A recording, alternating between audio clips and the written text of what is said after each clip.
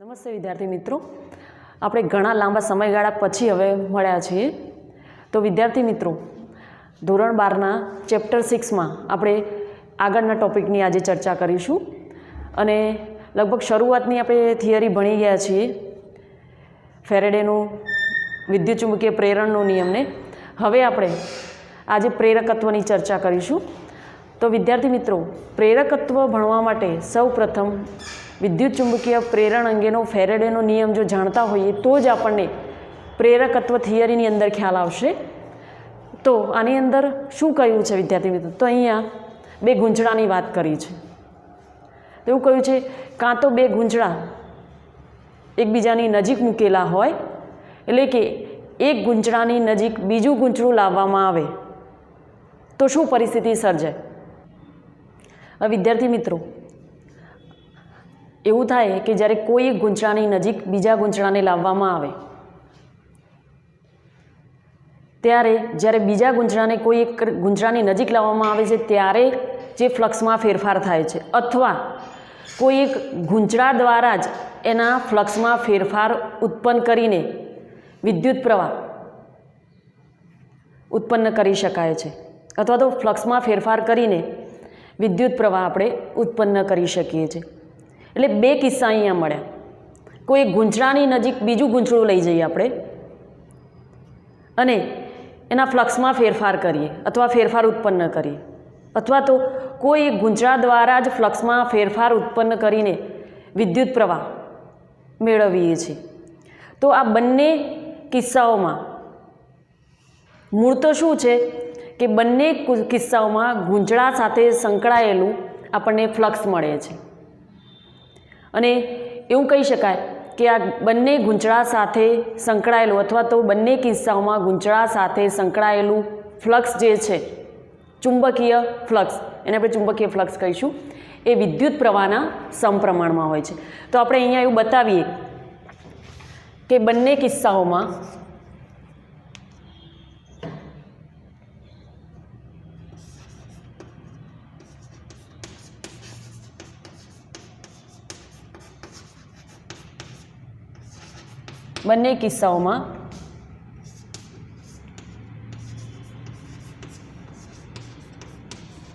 ગૂંચળા સાથે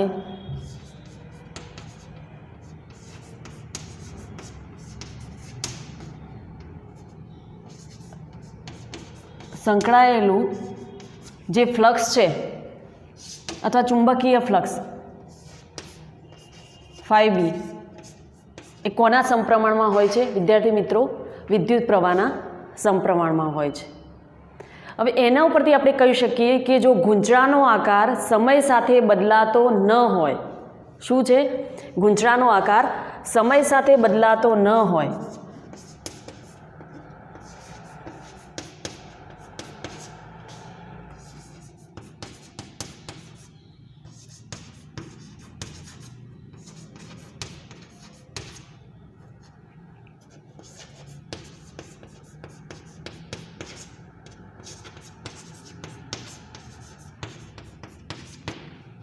તો સમય સાથે ન બદલાય ત્યારે આપણે શું લખી શકીએ? તો એના ફેરફારનો દર બતાવી શકીએ. તો આપણે એવું લખી શકીએ dφB/dt પ્રપોર્શનલ di/dt. આને આપીએ સમીકરણ નંબર 1. હવે વિદ્યાર્થી મિત્રો, અહીંયા તો આપણે ફેરફારનો દર બતાવ્યો આ સૂત્ર ઉપરથી. હવે અહીંયા આપણે જાણીએ છીએ કે જે ગૂંચળું છે એ એક આંટાનું તો બનેલું હોય નહીં. ગૂંચળું જો n આંટાનું બનેલું હોય તો એ દરેક આંટા સાથે સંકળાયેલું ફ્લક્સ આપણને મળે. કેવું મળે? દરેક આંટા સાથે સંકળાયેલું ફ્લક્સ આપણને મળે. એટલે એવું કહી શકાય કે જે ફ્લક્સ જે છે, અથવા તો દરેક આંટો એ પ્રેરિત EMF ઉત્પન્ન કરે છે, આપણે એવું કહી શકીએ. તો અહીંયા આપણે વિદ્યાર્થી મિત્રો એવું બતાવી શકીએ કે દરેક આંટો એ પ્રેરિત EMF ઉત્પન્ન કરે છે. એટલે આપણે એવું અહીંયા લખીએ કે જો ગૂંચળું n આંટાનું બનેલું હોય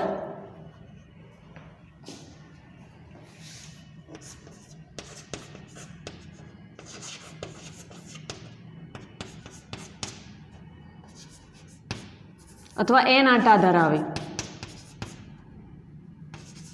આપણે એવું પણ લખી શકીએ કે જો ગૂંચળું n આંટાનું બનેલું હોય અથવા n આંટા ધરાવે અને દરેક આંટા સાથે ફ્લક્સ સંકળાયેલું હોય તો દરેક આંટો જે છે એ પ્રેરિત EMF ધરાવે છે. દરેક આંટો શું ધરાવે છે? પ્રેરિત EMF ધરાવે છે. હવે જો દરેક આંટો વિદ્યાર્થી મિત્રો પ્રેરિત EMF ધરાવે તો એના ઉપરથી આપણે કહી શકીએ શું કહી શકીએ કે N∅B proportional I.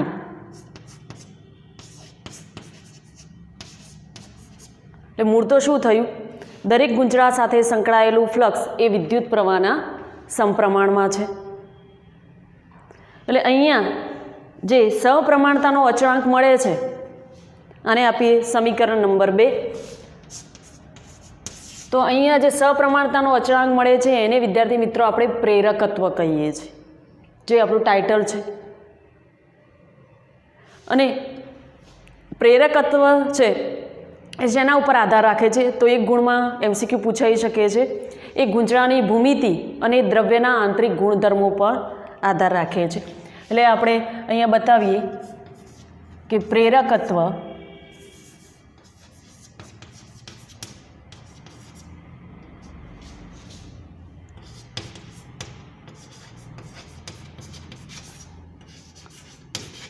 એ ગૂંચળાની ભૂમિતિ અને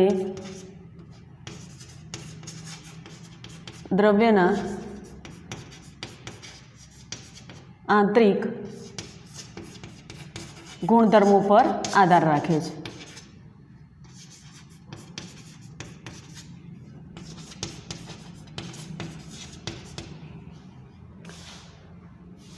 પ્રેરકત્વ એ કેવી રાશિ છે આના ઉપરથી આપણે નક્કી કરી શકીએ તો વિદ્યાર્થી મિત્રો પ્રેરકત્વ એ અદિશ રાશિ છે.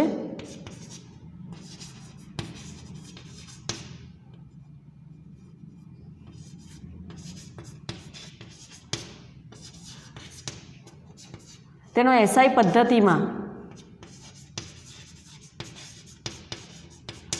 એકમ હેનરી છે, જેને આપણે H વડે દર્શાવીએ છીએ.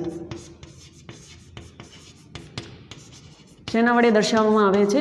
કેપિટલ H વડે હેનરીને દર્શાવવામાં આવે છે. અને છેલ્લે એનું પારિમાણિક સૂત્ર,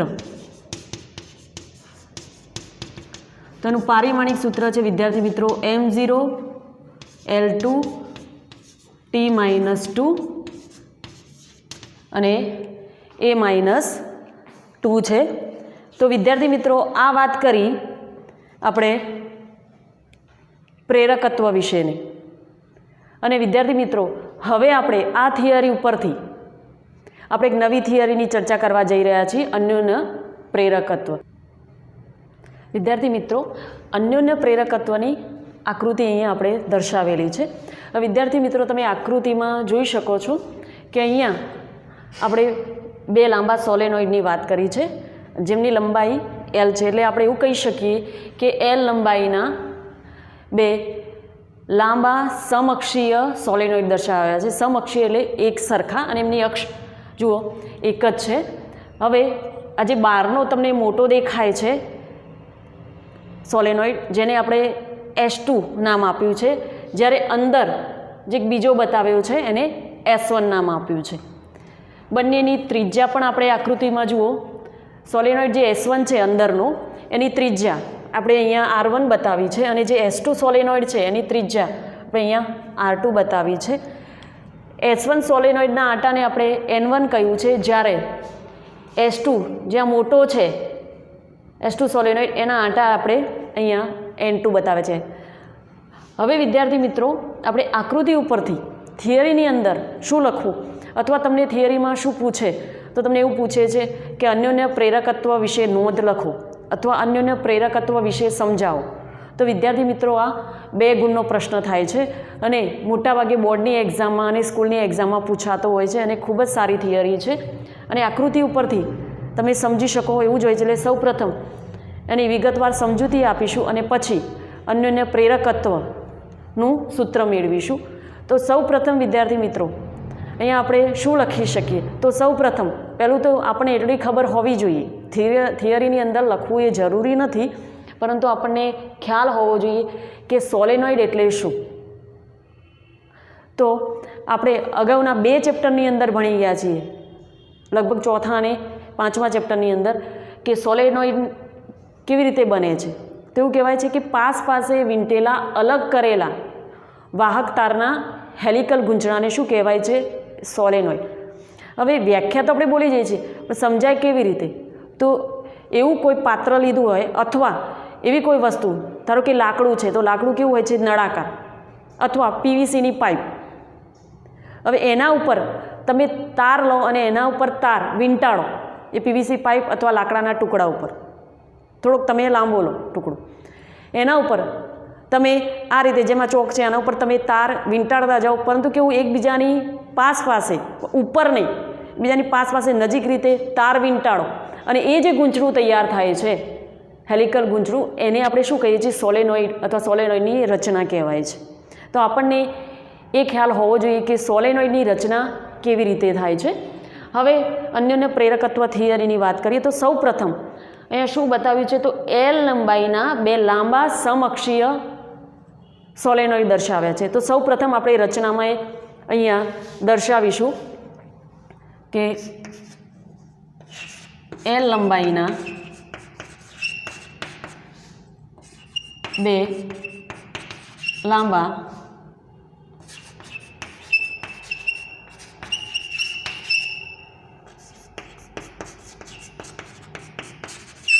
સમઅક્ષીય સોલેનોઇડ દર્શાવ્યા છે. હવે આપણે આગળ જઈએ. જે વિદ્યાર્થી મિત્રો, જે અંદરનો જે સોલેનોઇડ છે S1, તો આપણે એવું કહી શકીએ કે સોલેનોઇડ S1ની ત્રિજ્યા, અહીંયા આપણે લખીએ S1ની ત્રિજ્યા, હું સોલેનોઇડ બોલીશ પણ લખીશ અહીંયા S1ની ત્રિજ્યા શું છે? R1 છે અને એના એકમ લંબાઈ દીઠ આંટાની સંખ્યાને આપણે સ્મોલ n1 વડે દર્શાવીશું. વિદ્યાર્થી મિત્રો, કેપિટલ N1 જે છે એના કુલ આંટાની સંખ્યા છે, જ્યારે એકમ લંબાઈ દીઠ આંટાની સંખ્યાને આપણે શેના વડે દર્શાવીશું? સ્મોલ n વડે. તો S1 છે એટલે એના એકમ લંબાઈ દીઠ આંટાની સંખ્યા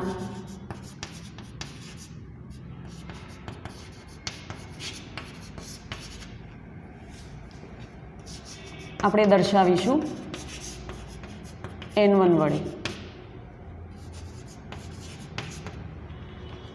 તેવી જ રીતે આપણે સોલેનોઇડ S2 માટે પણ લખી શકીએ કે સોલેનોઇડ S2ની ત્રિજ્યા કઈ છે? તો જુઓ, આપણે જોઈ શકીએ છીએ આકૃતિમાં R2 છે અને એના એકમ લંબાઈ દીઠ આંટાની સંખ્યા શું છે?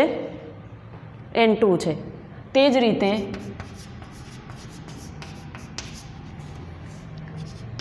S2ની ત્રિજ્યા શું છે? R2 અને એકમ લંબાઈ દીઠ આંટાની સંખ્યા શું છે? N2 છે. આટલું જ હું દર્શાવીશ. હવે આપણે આગળ થિયરીમાં ચર્ચા કરીએ. હવે વિદ્યાર્થી મિત્રો, પ્રેરકત્વ વિશે આપણે આગળ જોઈએ. ત્યાં આપણે દર્શાવ્યું કે 5V પ્રપોર્શનલ I, ગૂંચળા સાથે સંકળાયેલો ચુંબકીય ફ્લક્સ વિદ્યુત પ્રવાહના સમપ્રમાણમાં હોય છે. 5B પ્રપોર્શનલ I અથવા N5B પ્રપોર્શનલ I. તો અહીંયા આપણે અન્યોન્ય પ્રેરકત્વની વાત કરીએ છીએ. તો સૌ પ્રથમ બાર કયો સોલેનોઇડ છે? મોટો સોલેનોઇડ, જેને આપણે શું કહીએ છીએ? S2. તો S2 સોલેનોઇડ સાથે સંકળાયેલું ફ્લક્સ આપણે શોધવાનું છે. શું શોધવાનું છે? S2 સોલેનોઇડ સાથે સંકળાયેલું ફ્લક્સ. તો એ ફ્લક્સ આપણને કેવી રીતે મળે? તો વિદ્યાર્થી મિત્રો, સૌ પ્રથમ શું કરવું પડે? તો જે આપણો સોલેનોઇડ S2 છે એમાંથી વિદ્યુત પ્રવાહ પસાર કરીએ. આપણે કહીએ વિદ્યુત પ્રવાહ પસાર કરીએ તો આપણને પ્રેરિત EMF મળે છે. तो સોલેનોઇડ S2 માં આપણે અહીંયા બતાવીએ કે I2 વિદ્યુત પ્રવાહ પસાર કરતા સોલેનોઇડ S2 માં I2 વિદ્યુત પ્રવાહ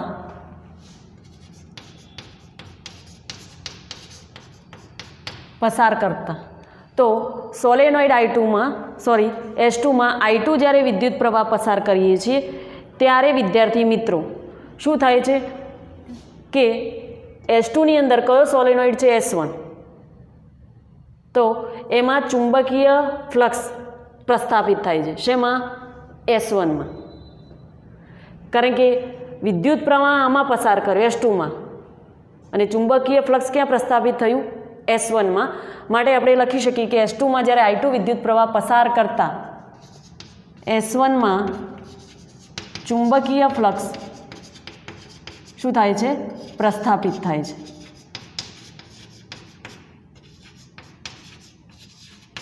હવે જો S1 માં ચુંબકીય ફ્લક્સ પ્રસ્થાપિત થાય તો વિદ્યાર્થી મિત્રો કોની સાથે સંકળાયેલું ચુંબકીય ફ્લક્સ આપણે શોધી શકીએ તો વિદ્યાર્થી મિત્રો શોધવાનું છે કોનું S2 માં વિદ્યુત પ્રવાહ પસાર કર્યો તો S1 સાથે સંકળાયેલું ફ્લક્સ આપણે શોધી શકીએ છીએ માટે S1 સાથે સંકળાયેલું ફ્લક્સ ઉલટી પ્રોસેસ છે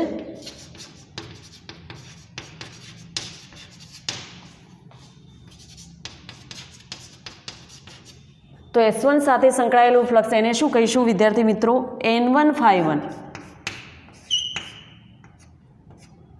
તો N1∅1 બરાબર આપણને શું મળશે આપણને શું મળે તો ફાઈ બરાબર આમ તો શું છે A ઇન્ટુ બી ચુંબકીય ફ્લક્સની વાત કરીએ તો શું કહીએ છીએ A ઇન્ટુ બી તો આપણને અહીંયા મળશે N1∅1 છે તો પ્રપોર્શનલ શું હતું I હતું તો અહીંયા પ્રપોર્શનલ કાઢી નાખીએ છીએ તો આપણે અચળાંક મૂકીએ જો એક પરિસ્થિતિ વધારે મૂકવી હોય તો આપણે આવું મૂકી શકીએ N1∅1 પ્રપોર્શનલ I2 શું મૂકીશું N1∅1 થઈ ગયું ચુંબકીય ફ્લક્સ વિદ્યુત પ્રવાહના સમપ્રમાણમાં છે માટે આપણે એવું કહી શકીએ કે N1∅1 પ્રપોર્શનલ કાઢી નાખીએ તો ઇઝ ઇક્વલ ટુ શું થશે M12 ઇન્ટુ I2 સમીકરણ નંબર 1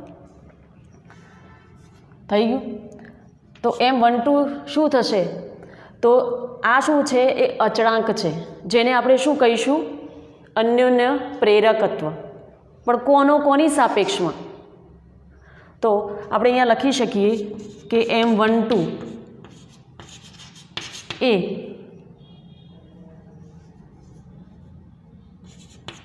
સોલેનોઇડ S1 નો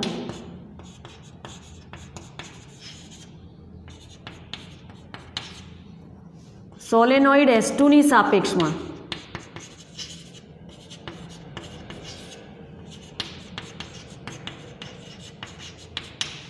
અથવા તો તમે એવું લખી પણ શકો કે સોલેનોઇડ S1 નો M12 એ સોલેનોઇડ S2 ની સાપેક્ષમાં શું કહેવાય છે અન્યોન્ય પ્રેરકત્વ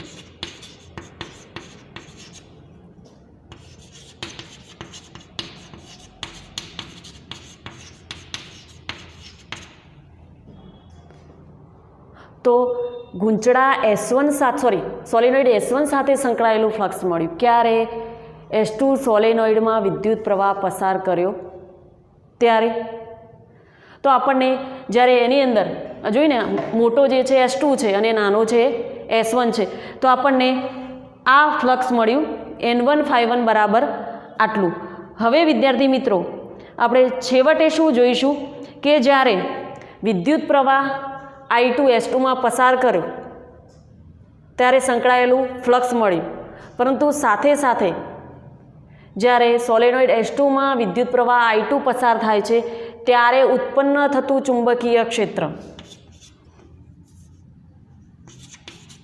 S2 માં I2 વિદ્યુત પ્રવાહ પસાર કરતા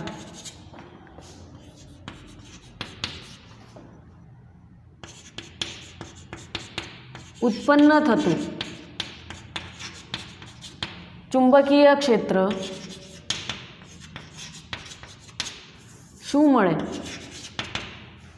તો ચુંબકીય ક્ષેત્રને આપણે બી વડે દર્શાવીએ તો ચુંબકીય ક્ષેત્ર આમ તો શું છે, ફાઈ બી બરાબર મ્યુ 0 NI.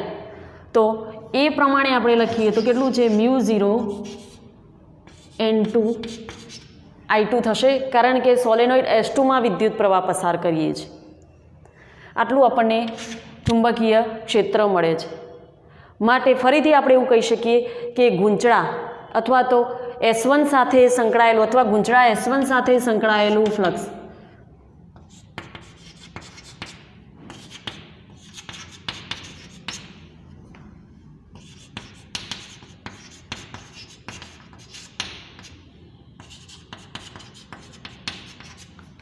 ફ્લક્સ આપણને કેટલું મળે? તો ફરીથી લખીએ આપણે N1 શું અહીંયા બતાવી શકીએ કે N1 બરાબર શું મળશે આપણને? તો ફાઈ બરાબર શું છે, A ઇન્ટુ બી. શું છે? A ઇન્ટુ બી. બી તો આપણે આ બતાવ્યો. હવે એ બરાબર શું છે? એ એટલે ક્ષેત્રફળ, તો પાઈ આર સ્ક્વેર. અહીંયા આપણે પાઈ R1 સ્ક્વેર લખીશું. અને બીજું એક હું વધારાનું લખું છું, જો તમને ખ્યાલ આવે તો N1 ઇન્ટુ L, અહીંયા નીચે બતાવું છું, પાઈ R1 સ્ક્વેર. આ શું છે? ક્ષેત્રફળ લખ્યું.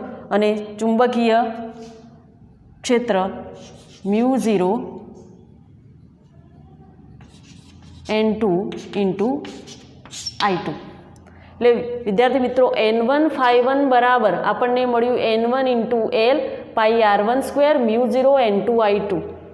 તમને યાદ હોય તો સૂત્ર છે ફાઈ ઇઝ ઇક્વલ ટુ સદિશ A ઇન્ટુ બી. અદિશ સ્વરૂપમાં AB cos થીટા અને થીટા બરાબર 0 એટલે cos 0ની કિંમત 1 એટલે ફાઈ બરાબર A ઇન્ટુ બી મળે છે. એ શું છે? ક્ષેત્રફળ છે, એટલે આપણે પાઈ આર સ્ક્વેર.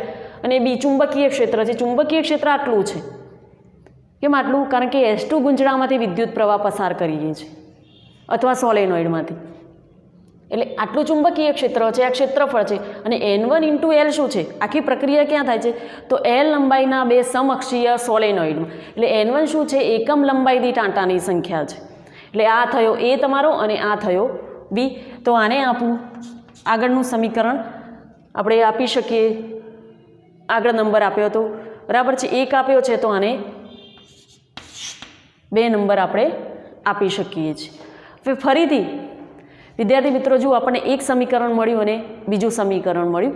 હવે આ બંનેને સરખાવીએ અથવા બંનેનો સમન્વય કરીએ, સમીકરણ 1 અને 2નો, તો આપણને અન્યોન્ય પ્રેરકત્વ M12 મળે.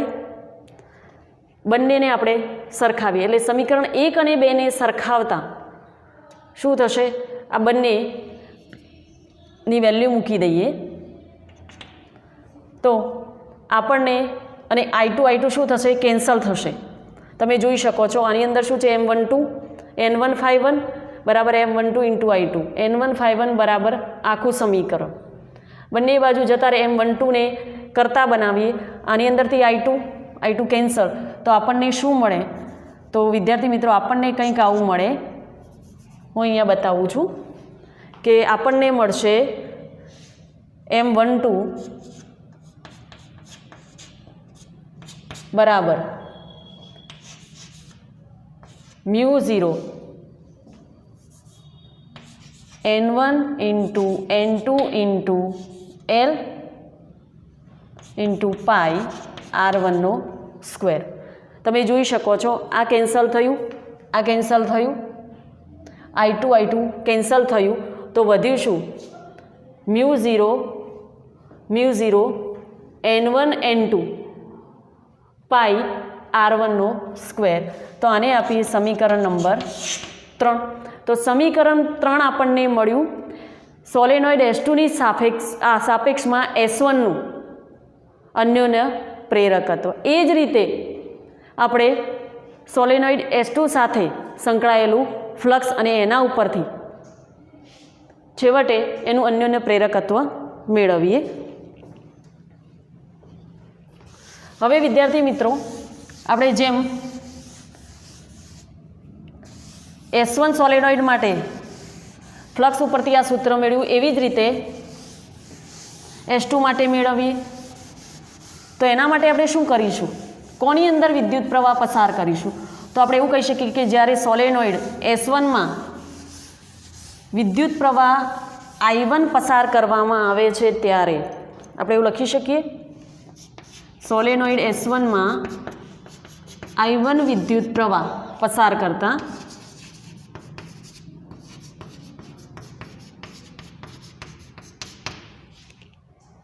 તેની અંદર ચુંબકીય ફ્લક્સ ઉત્પન્ન થાય છે જે વિદ્યુત પ્રવાહના સમપ્રમાણમાં હોય છે. માટે ઉત્પન્ન થતું ચુંબકીય ફ્લક્સ જેને શું કહીશું, N2, અથવા તો એવું લખી શકીએ કે S2 સાથે સંકળાયેલું ફ્લક્સ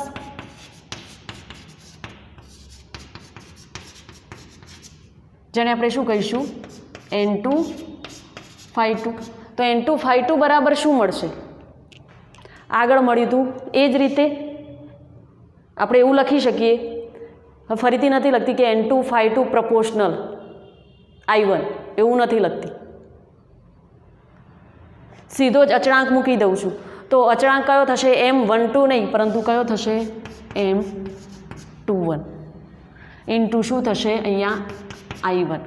કારણ કે જે મોટા સોલેનોઇડની અંદર આ નાનો સોલેનોઇડ મૂક્યો છે આના ગૂંચળામાંથી I1 વિદ્યુત પ્રવાહ પસાર થાય છે અને ત્યારે સોલેનોઇડ અથવા ગૂંચળા S2 સાથે સંકળાયેલું ફ્લક્સ મળે છે. એટલે આપણે આને તો શું દર્શાવવું પડે, N2-φ2 = M21 ઇન્ટુ I1. આને આપું સમીકરણ નંબર 4. હવે જો S1 સોલેનોઇડમાં I1 વિદ્યુત પ્રવાહ પસાર કરીએ છીએ તો આટલું ફ્લક્સ મળ્યું. તો વિદ્યાર્થી મિત્રો હવે આપણે એવું પણ કહી શકીએ કે જો S2 ગૂંચળા સાથે સંકળાયેલું ફરીથી આપણે ફ્લક્સ મૂકી શકીએ. શું કરી શકીએ, ફરીથી એ જ રીતે આપણે ફ્લક્સ મૂકીએ તો સૂત્ર આપણને આવું મળશે, N2-φ2 બરાબર શેનો ઉપયોગ કરું, A ઇન્ટુ બી ચુંબકીય ફ્લક્સ ફાઈ. અને ચુંબકીય ક્ષેત્રનું મૂલ્ય હવે હું ફરીથી મૂકતી નથી કારણ કે બી બરાબર આપણે જાણીએ છીએ શું થાય છે કે જ્યારે ગૂંચળું અથવા સોલેનોઇડ S1માં I1 વિદ્યુત પ્રવાહ પસાર કરીએ છીએ ત્યારે ઉત્પન્ન થતું ચુંબકીય ક્ષેત્ર μ0 Ni પ્રમાણે શું થશે, μ0 ઇન્ટુ N1 શું થશે, μ0 ઇન્ટુ N1. તો આપણે અહીંયા લખી દઈએ μ0 ઇન્ટુ N1. તો આ આપણું થશે ચુંબકીય ક્ષેત્ર. એટલે આને હું બી વડે દર્શાવું, N2-φ2 નહીં પરંતુ આપણે બી વડે હવે આપણે N2-φ2 દર્શાવીએ અથવા લખીએ કે ગૂંચળા S2 સાથે સંકળાયેલું ફ્લક્સ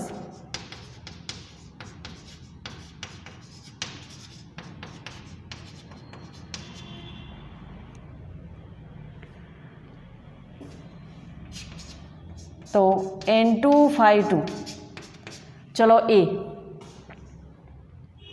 તો πr1² જ રહેશે અને કયું છે ગૂંચળું S2 સોલેનોઇડની વાત છે કારણ કે S2 સાથે સંકળાયેલું ફ્લક્સ લેવાનું એટલે N2 into L into πr1².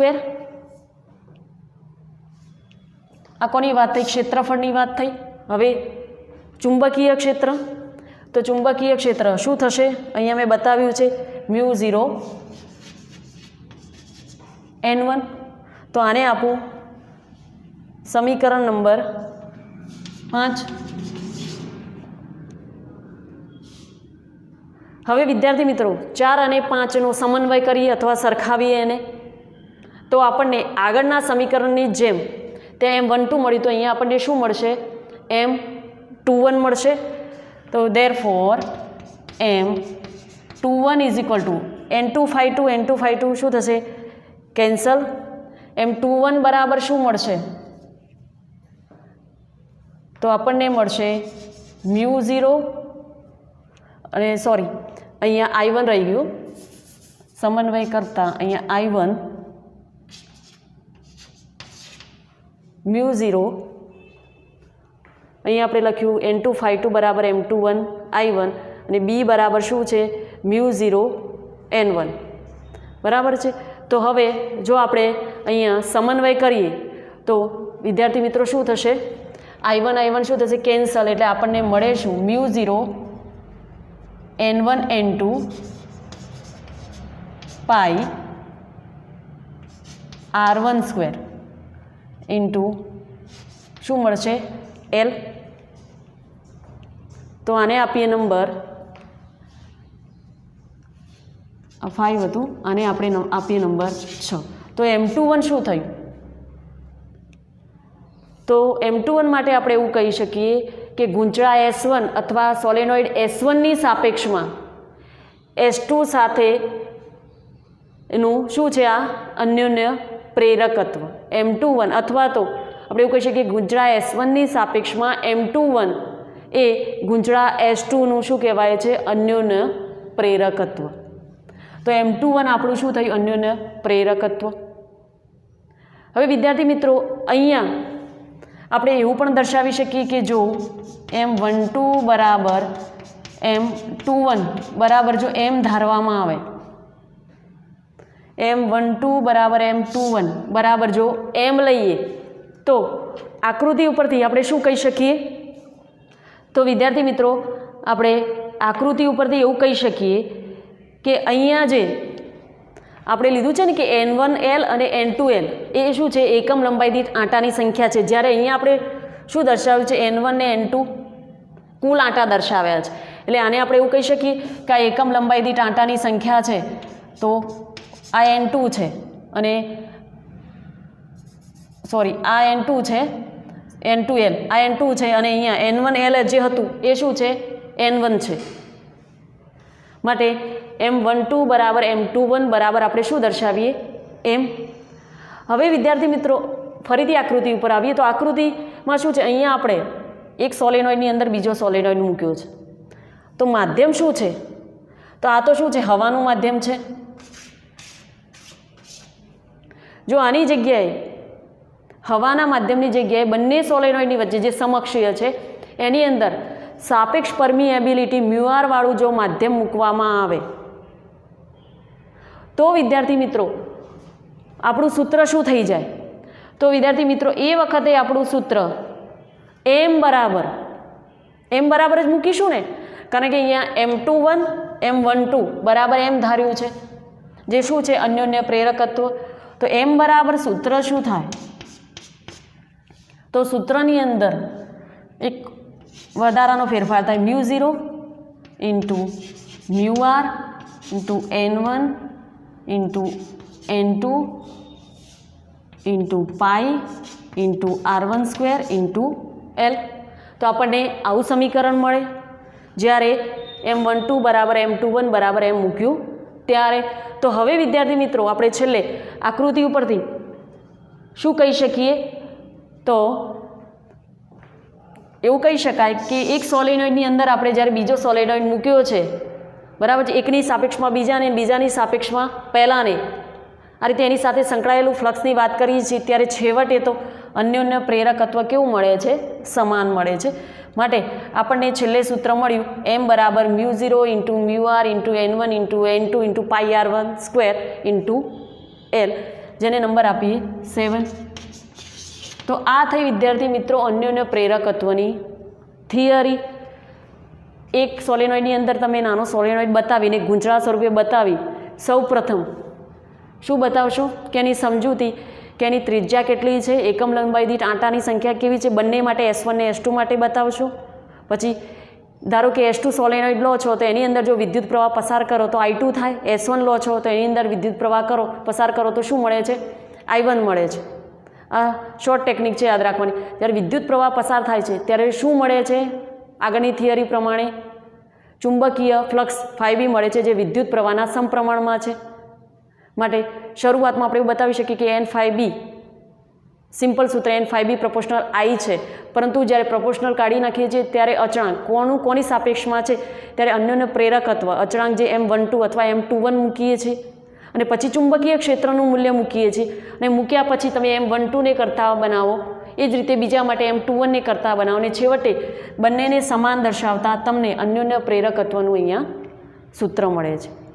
વિદ્યાર્થી મિત્રો, આના ઉપરથી પાછું કદાચ આની અંદરથી એક ગુણનો MCQ પણ પૂછાય કે અન્યોન્ય પ્રેરકત્વ એ કોના ઉપર આધાર રાખે છે, તો એ તેમની વચ્ચેના અંતર અને તેમના સાપેક્ષ નમન ઉપર આધાર રાખે છે. તો વિદ્યાર્થી મિત્રો, 2 ગુણ માટે આ થિયરી ખૂબ જ મહત્ત્વની છે અને વારંવાર પૂછાતી હોય છે. તો વિદ્યાર્થી મિત્રો, આજના વિડીયો લેક્ચરમાં આટલું જ. હવે મળીએ નેક્સ્ટ વિડીયો લેક્ચરમાં. Thank you.